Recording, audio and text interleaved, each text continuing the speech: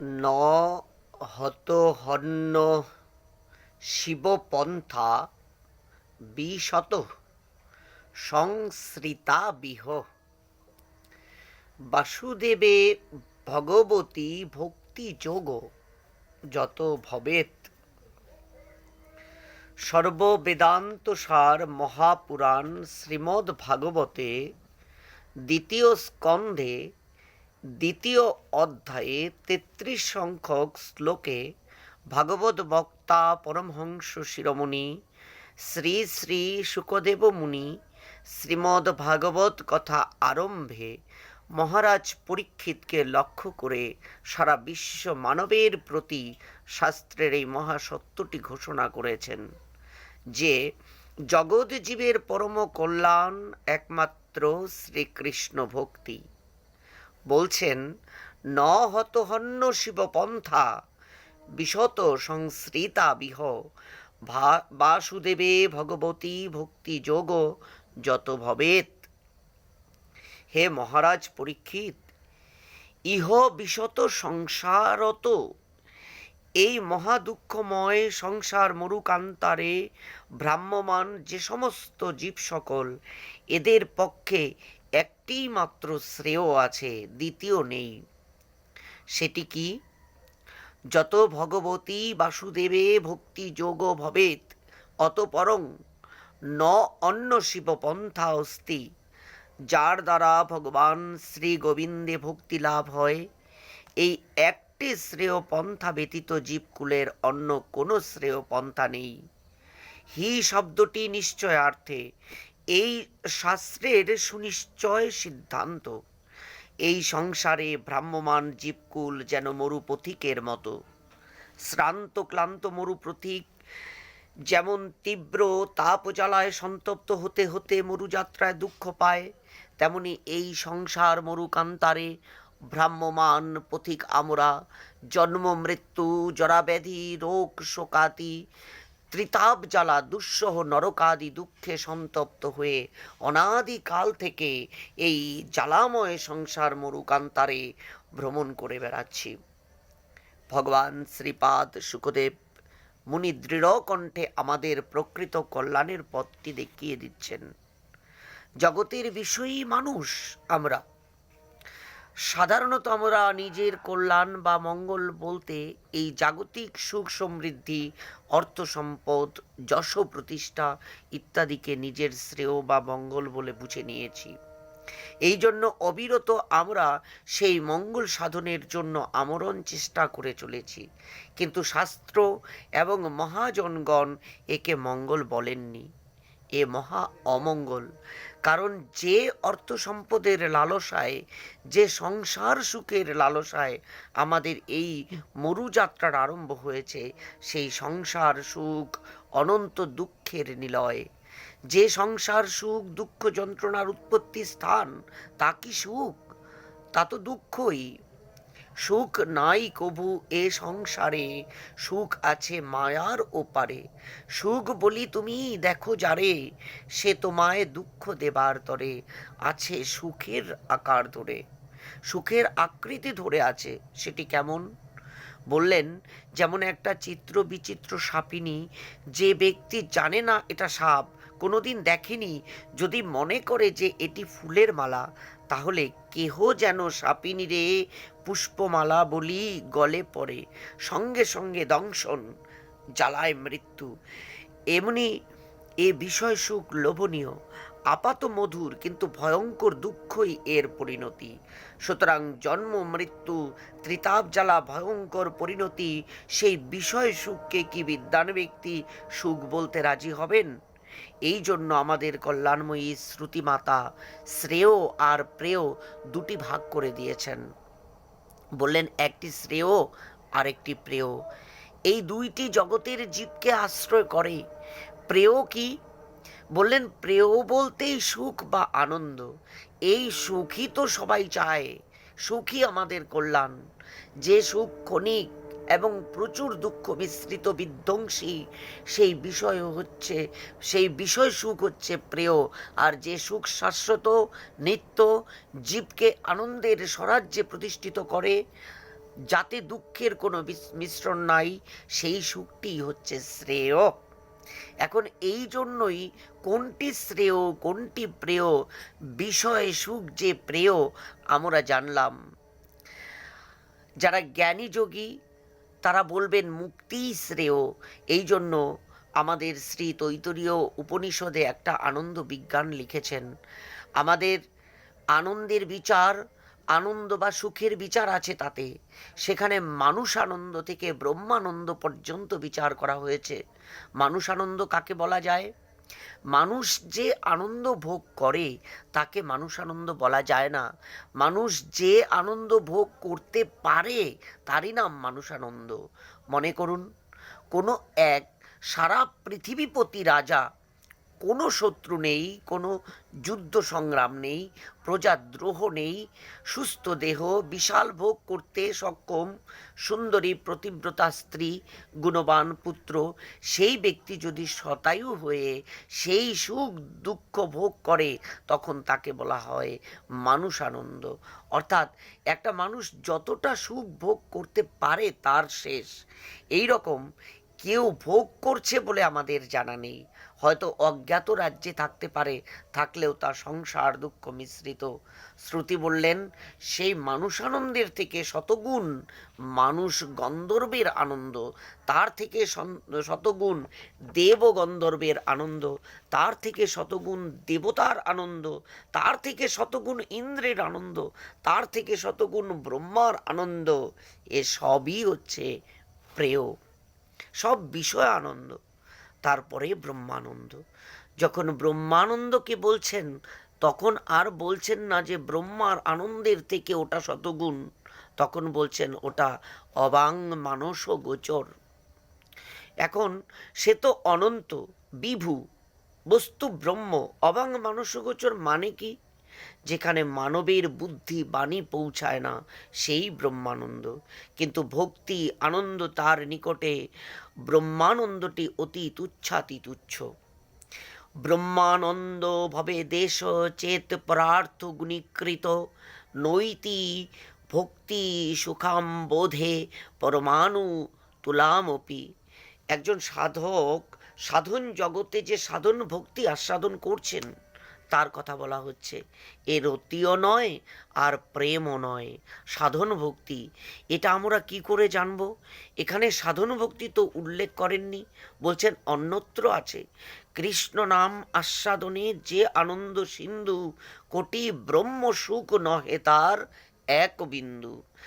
কৃষ্ণ নাম আস্বাদনে যে আনন্দ সিন্ধু, কোটি ব্রহ্ম সুখ নহে তার এক বিন্দু। তাহলেই বুঝুন ভক্তি কি জিনিস। এই জন্যই ভক্তি প্রকৃত শ্রেয়। সাধন ভক্তি আস্বাদন করতে করতে সিদ্ধরাও আসেন। ভক্তি এমনই এক মজার জিনিস। সাধন ভক্তি, ভাব ভক্তি এবং প্রেম ভক্তি একই অবস্থার তর ও তম। সাধনের আস্বাদনও বড় কম নয়। অবশ্য যারা এই আস্বাদন গুরু বৈষ্ণবের কৃপায় লাভ করেছেন তাদের কথা। সুতরাং আমরা এই বাণীতে জানতে পারলাম যে যথার্থ শ্রেয় বা জীবের যা কল্যাণ একমাত্র এই ভক্তির দ্বারাই সম্পন্ন হতে পারে। তবে যে জ্ঞান যোগ ইত্যাদি নানা সাধনার কথা দেখা যায় শাস্ত্রে, বললেন দেখা যায়, তবে সেগুলি শ্রেয় বলে শাস্ত্রে স্থান পায়নি। কেন? দেখুন, আমরা গীতা শাস্ত্রের কথা বলেছি।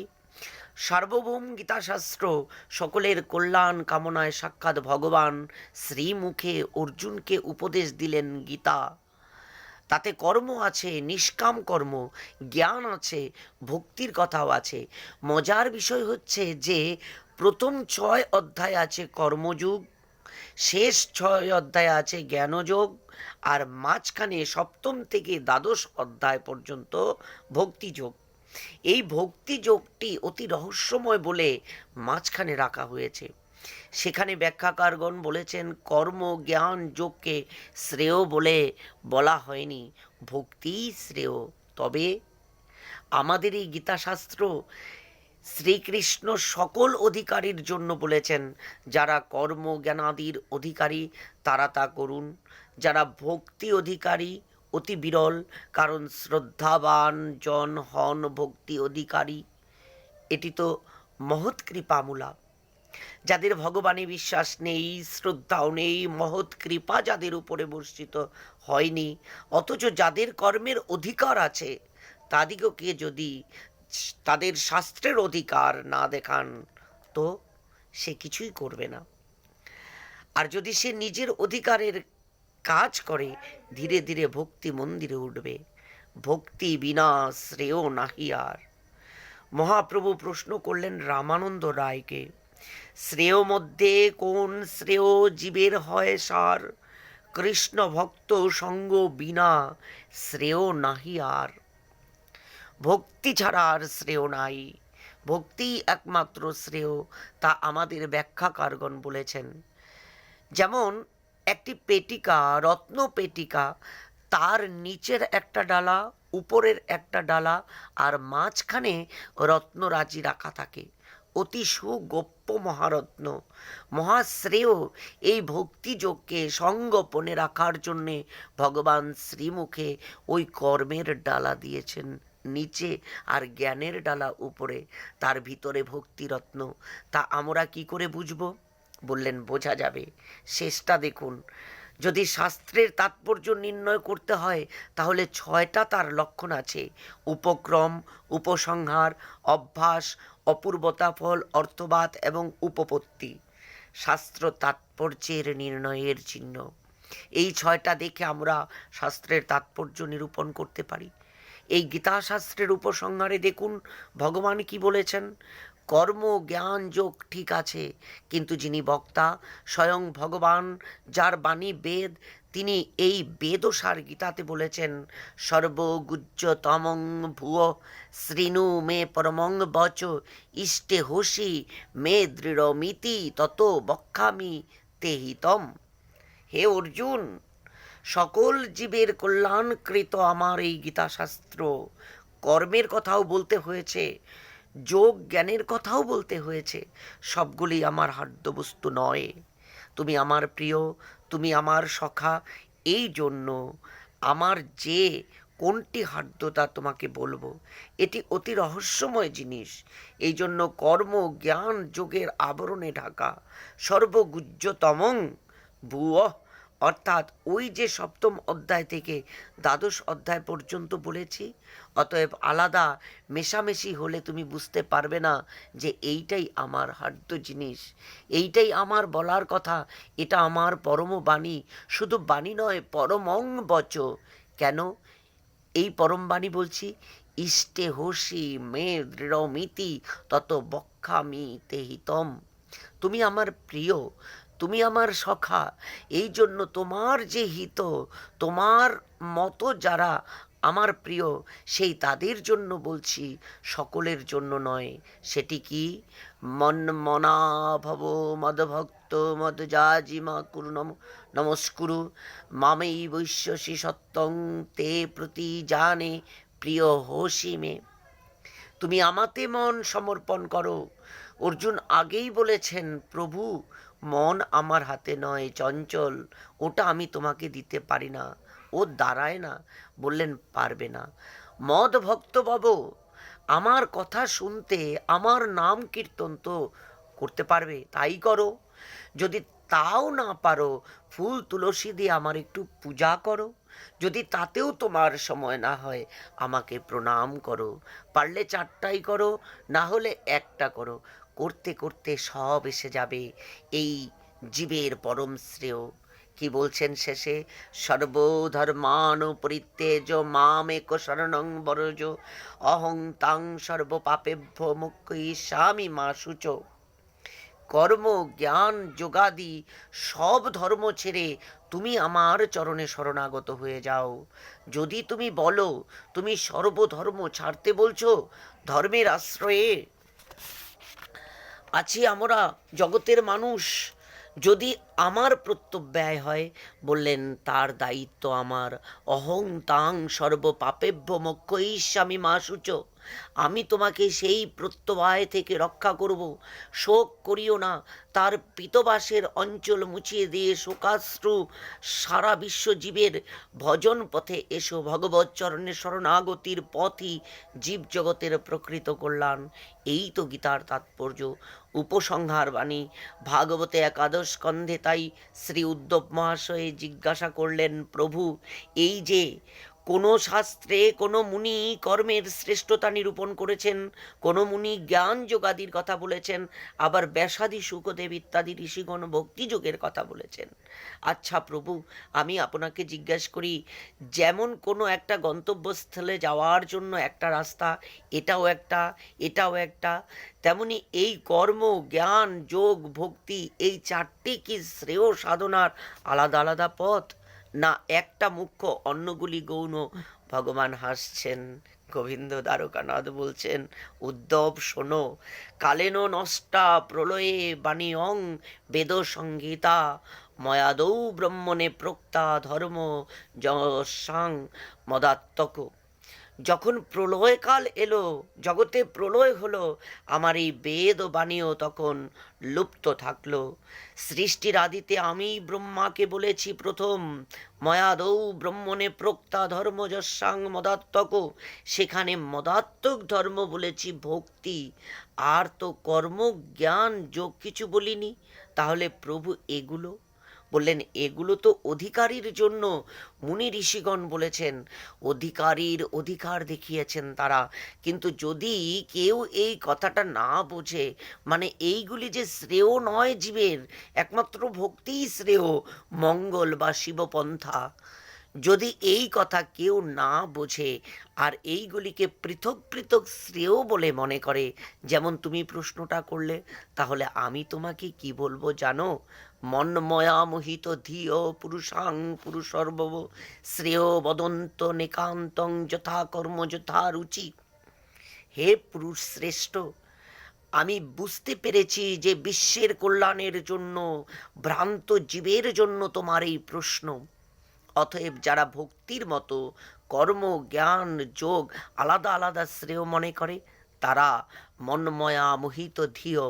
পরিষ্কার বলছেন, কোনো সংকোচ নেই, তারা আমার মায়ায় মোহিত। শ্রেয় বদন্ত নিকান্তং যথা কর্ম যথা রুচি। তাদের যেমন কর্মফল, যেমন অদৃষ্ট, যেমন রুচি, সেই অনুসারে ভক্তি ছাড়া তারা শ্রেয় বলে মনে করে। ভক্তি ছাড়া শ্রেয় নাই, ভক্তি বিনা শ্রেয় নাহি আর।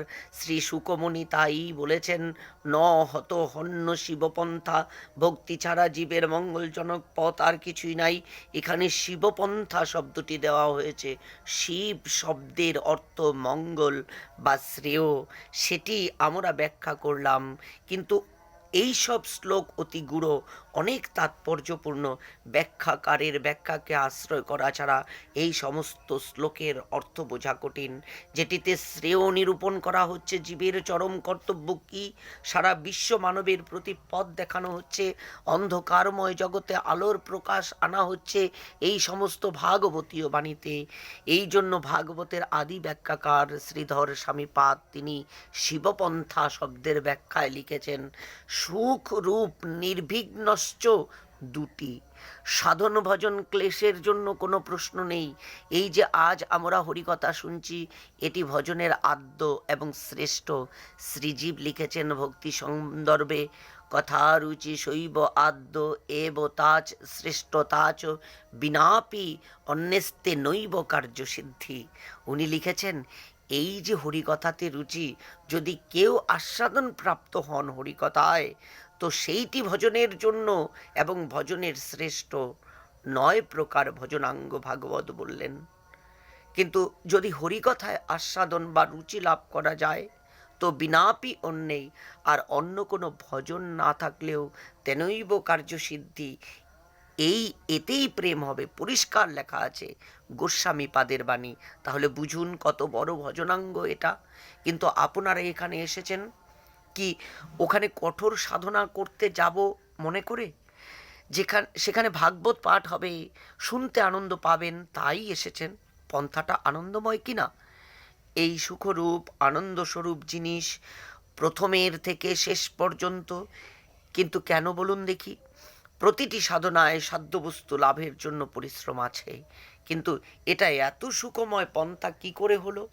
হলো এই জন্য যে ভক্তির স্বরূপটা দেখতে হবে। ভক্তি কাকে বলে? লাদিনী সারৌ সম্বিত সার রূপা ভক্তি। ভগবানের যে আনন্দিনী শক্তি লাদিনী, তার সার, তার সম্বিত শক্তির সার মিলিত অবস্থার নাম ভক্তি। সেটি আনন্দিনী শক্তি ভগবানের। অতএব স্বরূপিত আনন্দ যখন আমরা শ্রবণ কীর্তনাদি ভজন করি, তখন চিন্ময় লোকের থেকে ভগবান নিরন্তর নিক্ষেপ করেছেন ভক্তিকে। যাও যাও জগতে যাও, ভক্তগণের মধ্যে নিক্ষেপ করেছেন। ওটা আসছে কোন দ্বারে? ওই শ্রবণ কীর্তন দ্বারে।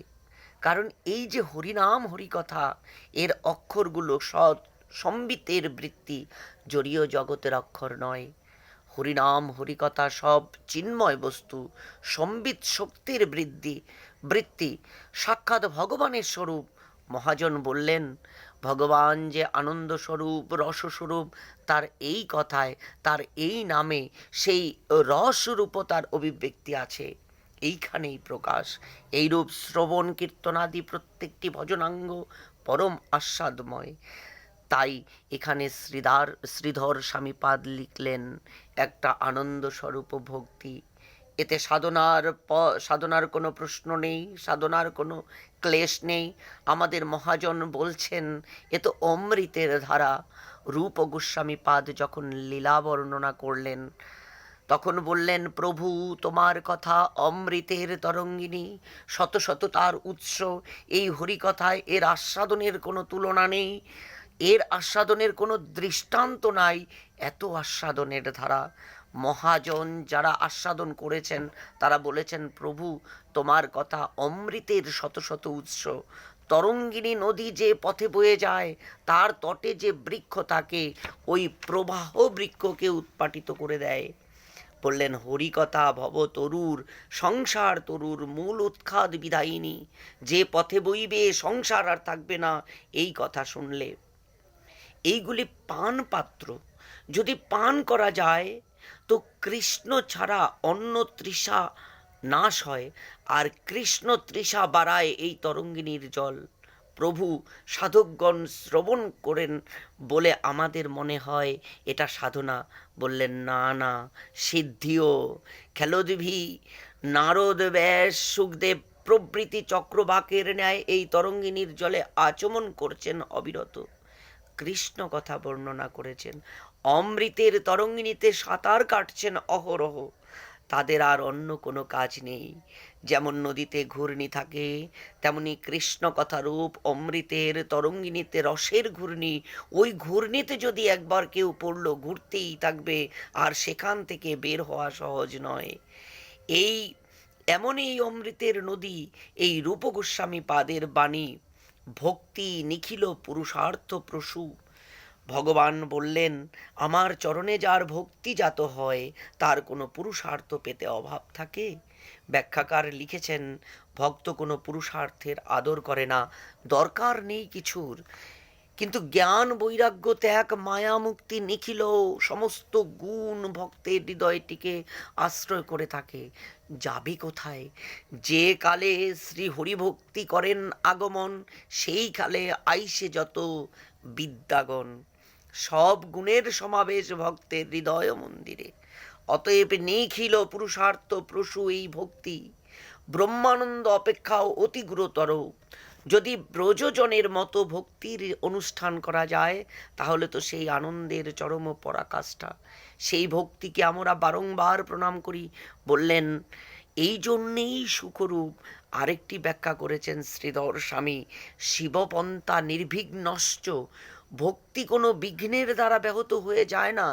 বিঘ্ন আসে, কিন্তু কর্মী বা জ্ঞানী যোগীর নিকটে বিঘ্ন এলে যেমন তাদের সাধনার পদচ্যুতি ঘটে বা পতন ঘটে, কিন্তু ভক্তের ভজন জীবনে যদি বিঘ্ন আসে, তখন ওটা সোপান হয়ে ভগবানের লোকে পৌঁছে দেয়। এটাই শাস্ত্রীয় সত্য। যখন ব্রহ্মাদি দেবগণ স্তুতি করছেন, হে প্রভু, জ্ঞানী যোগী যেমন কঠোর সাধন ভজনের পথে পড়ে যায়, সহায়ক নাই, ক্ষুরস্য ধারা নিশিতা দূরত্বয়া, ক্ষুরের ধার, তার উপরে হাঁটতে পারবেন? আর ভক্তি এত প্রশস্ত, চোখ বুজে ছুটুন, পতনের ভয় নেই, আর পদস্খলনেরও ভয় নেই। একে তো প্রশস্ত পথ, তারপরে পেছনে ভগবান রক্ষা করছেন ভক্তকে। অতএব জ্ঞানী যোগীর মতো তোমার ভক্ত কখনো পথভ্রষ্ট হয় না, কারণ তারা তোমার আশ্রিত। ভক্তবৎসল ভগবান সর্বসময়ে ভক্তকে রক্ষা করছেন। অতএব বিচরন্তি নির্ভয়া, ভক্ত নির্ভয়ে ভজন পথে বিচরণ করে থাকেন। প্রভু বললেন, তাদের নিকটে কি বিঘ্ন যায় না? বললেন, যায়। তাদের কল্যাণের জন্য যায়। বিনায়ক মানে বিঘ্ন, অনিক মানে সেনা, আর তার মানে পতি, তার মানে বড় বড় বিঘ্নের পতি, তারা হয় তার সোপান। ভগবানের লোকে ওঠার, তাদের মাথার উপরে পা দিয়ে সিঁড়ির মতো গোবিন্দের চরণে উঠে যায়। কি শ্রেয় সাধন ভক্তি, তাই দেখুন। এখানে আমাদের ব্যাখ্যাকারগণ লিখেছেন, এত উল্টো করে কি হলো? যে বিঘ্ন জ্ঞানী যোগীর পতন ঘটাচ্ছে, সেই বিঘ্ন সিঁড়ি হয়ে যাচ্ছে ভক্তের। বললেন, হ্যাঁ,